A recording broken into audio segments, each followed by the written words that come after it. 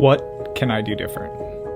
As a wildlife photographer, it can be easy to go out and get the same shot over and over again. Recently, I've decided to try to photograph something I've never done before in the middle of the night. When I looked outside and noticed what was right outside my everyday workspace, I realized I had the opportunity of a lifetime to capture something different.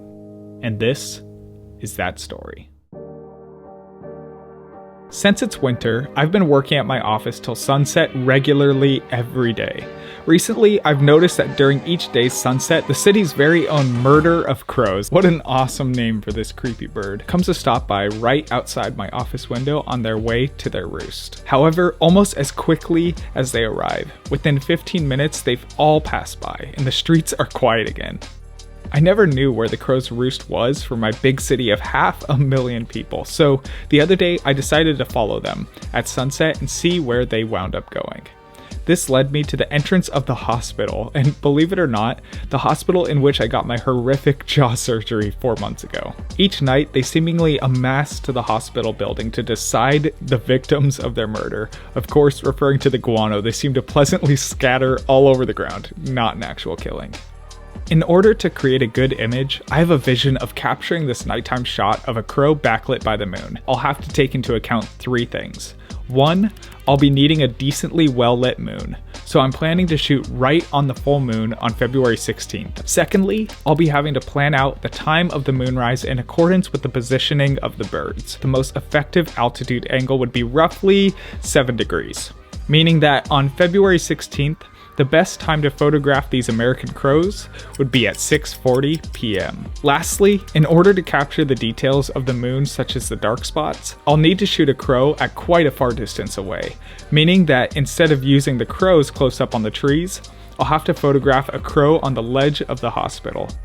It's the 16th of February now, with about 15 minutes left till sunset. I'm sitting here with my flamingo socks on, and any minute now I'll most likely start hearing a chorus of caws right outside the window of my office. This whole ordeal took quite a bit of planning. Not only did I have to figure out the timing of the crows and where they roost with previous scouting trips, but I also had to figure out the timing of the moon, when it's becoming a full moon, and what latitude it's going to be viable to capture these shots in. The scary part about all this is that we only have one night to pull all this off with all the correct elements coming together in order to get the shot.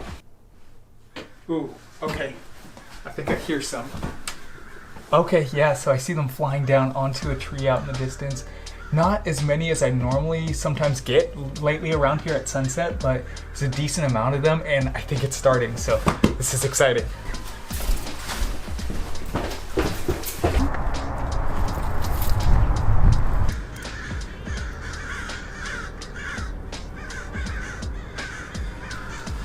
So what's interesting is the crows are stopped just a little bit down from my street, right where my office is this morning. They've stopped at a slightly different location on their way back at sunset, but we've just got this gorgeous view of just literally hundreds out in the distance, no, thousands out in the distance flying in at sunset in this direction. And I'm so excited for the opportunities we're gonna be getting tonight.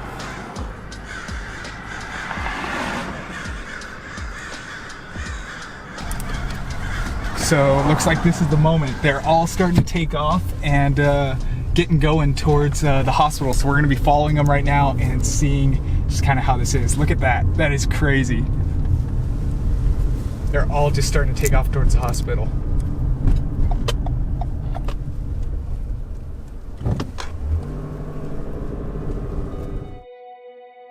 It was like a train of crows streaking across the night sky as we followed them down the street. On our way back to the hospital, I wound up stopping by a location beforehand in which they all seemed to momentarily stop by before heading to their roost just post-sunset.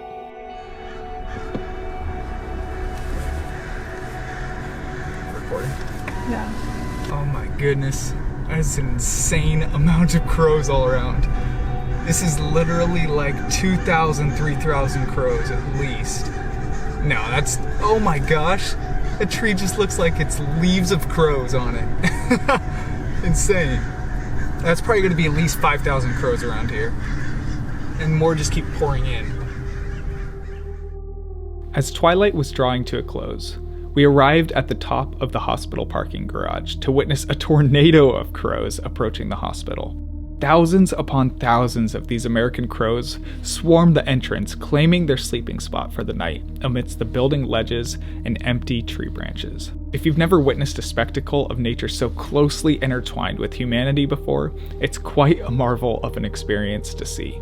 While we have lots of work to do as humanity on improving our relations with the natural world, it's interesting to watch those that thrive and getting to see nature so up close. So as the sunlit sky disappeared, my moment began to arise for me to capture the shot I was hoping for against the beautiful nightlit sky.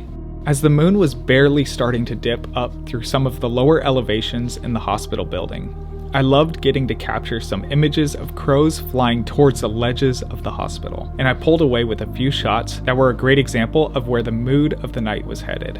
While waiting for the moon to rise into the correct position, I started to experiment with the lighting on the building to make some creative shots.